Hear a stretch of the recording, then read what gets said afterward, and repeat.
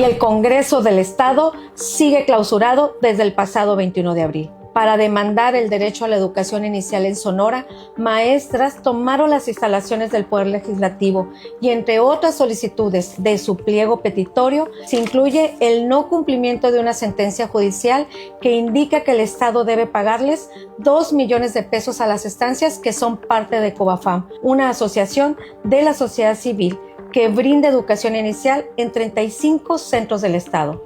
Pero vámonos por partes. El reclamo de solicitar un instituto de estancias infantiles que brinde educación inicial en Sonora, ¿es válido? Sí, de acuerdo a nuestra Constitución, en su artículo 3, el derecho a la educación incluye la educación inicial. Por lo tanto, acordar el rumbo y las reglas para garantizar a miles de niñas y niños en Sonora su derecho a la educación inicial es una petición válida y auténtica. El Estado debe indicar el rumbo y a partir de ahí quiénes y cómo podrán participar para ofrecer este servicio con reglas claras. También el Estado debe señalar si esta política pública de garantizar la educación inicial lo hace de una manera directa o si se apoya en organizaciones de la sociedad civil, lo cual un decreto establece esta ruta. En el tema de la sentencia para que se pague la cantidad de 2 millones de pesos es un juicio ganado por esta organización, COBAFAM, para resarcir el daño reclamado de 2023. En una facultad que tenemos como Congreso del Estado de Sonora de autorizar y modificar el presupuesto, hemos sido llamados a etiquetar el recurso modificando el presupuesto para que el gobierno del Estado dé cumplimiento a la sentencia de pago. ¿Y cuál es el problema entonces? ¿Por qué sigue cerrado el Congreso?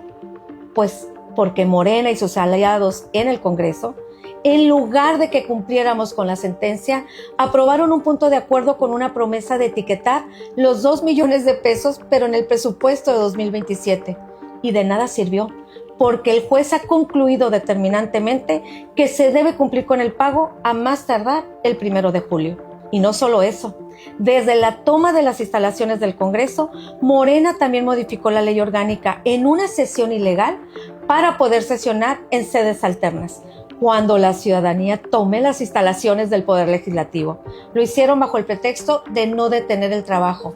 Pero en realidad, lo que sucede frente a esto es que ya no hay presión para escuchar las demandas ciudadanas ante la prisa de recuperar un edificio tomado.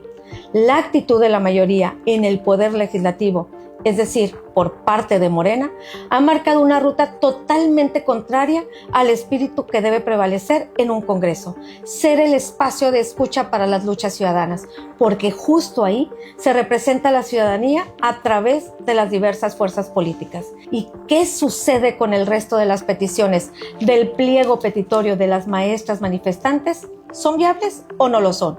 Pues justo es eso lo que permitiría reconocer en una mesa de diálogo abierto y con voluntad. Pero después de mes y medio no se ha establecido esa mesa de diálogo.